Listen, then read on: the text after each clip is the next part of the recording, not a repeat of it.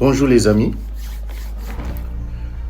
je vous propose aujourd'hui une nouvelle lecture de la crise entre l'Iran et les États-Unis, comme nous le faisons depuis un certain temps. Mais cette fois-ci, c'est une lecture qui nous amène à poser une question simple, mais fondamentale. Tout ça pour ça. En fait, il est des guerres qui redessinent le monde et d'autres qui en révèlent les limites. La séquence du 17 avril au 18 avril 2026 appartient clairement à cette seconde catégorie. En effet, le 17 avril dernier, un signal d'apaisement apparaît. Donald Trump annonce la réouverture du détroit d'Ormuz par l'Iran. Le marché respire. Les tensions semblent baisser. Mais moins de 24 heures plus tard, tout bascule. Le 18 avril, l'Iran referme le détroit et frappe un pétrolier. En apparence, une contradiction. En réalité, une clarification. Rien n'a changé, mais tout est devenu plus lisible. Alors, où en sommes-nous réellement ?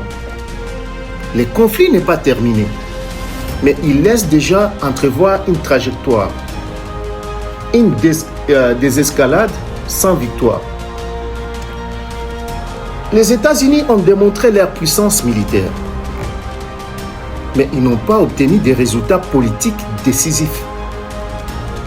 Pas de changement de régime, pas de basculement stratégique de l'Iran. De son côté, l'Iran est affaibli, mais le régime tient. Et même plus que cela, il se renforce intérieurement. C'est un classique des relations internationales. La pression extérieure renforce souvent la cohésion interne. Mais le point le plus intéressant se situe ailleurs. Le détroit d'Ormuz. L'Iran a utilisé ces leviers avec une redoutable intelligence. Ce n'est pas qu'un espace géographique. C'est un point vital de l'économie mondiale. En menaçant ces passages, Téhéran a transformé un conflit local en crise globale. Le message est clair. Si l'Iran suffoque, le monde suffoque avec lui. Nous sommes ici dans une logique de puissance asymétrique où la faiblesse militaire est compensée par la capacité à perturber des flux critiques. Face à cela, la stratégie américaine montre ses limites. Elle affaiblit, mais ne fait pas céder. Résultat, un équilibre instable où chacun peut nuire sans imposer. Du côté de Donald Trump, le changement de ton n'est pas un hasard. Il est pris entre deux contraintes. Une contrainte stratégique, on ne renverse pas un régime sans troupes au sol. Et les coûts seraient immenses. Et aussi une contrainte politique. Une guerre longue à l'approche des élections devient un risque. D'où cette posture hybride, des escalades réelles, mais discours de victoire. Son intervention du 17 avril à Phoenix, donc en Arizona, devant sa base MAGA, est révélatrice. Trump a affiché la fermeté tout en préparant discrètement une sortie de crise. Mais cette stratégie comporte un danger, l'érosion de sa crédibilité. Autre élément important, c'est le rôle d'Israël.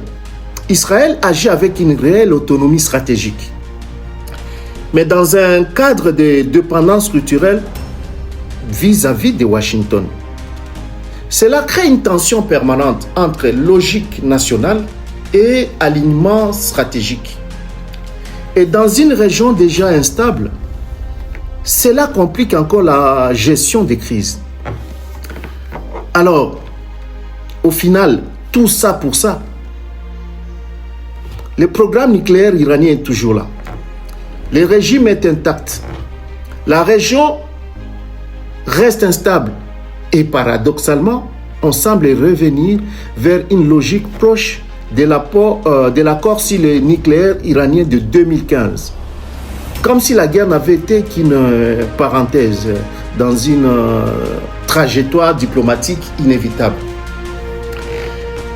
Les leçons sont claires. La puissance militaire ne suffit plus. Les infrastructures stratégiques deviennent des armes. Les conflits s'enlisent. Et cela sans victoire décisive. Et même les grandes puissances peinent à transformer leurs forces en résultats politiques durables. Et pendant ce temps, les populations paient le prix. Le peuple iranien subit les destructions, la pression économique, la fatigue sociale. Comme souvent, ceux qui décident ne sont pas ceux qui souffrent. Alors, que retenir de tout cela? Nous entrons dans une nouvelle phase des relations internationales. Une phase où la contrainte remplace la victoire, où l'ajustement remplace la transformation et où personne ne contrôle totalement le jeu. Entre Washington et Téhéran, personne n'a gagné. Mais tous ont appris. Et aujourd'hui, apprendre n'est plus forcément un signe de maîtrise. C'est parfois un aveu d'impuissance. Merci, chers amis, de votre attention. À très bientôt pour une nouvelle réflexion sur les dynamiques du monde.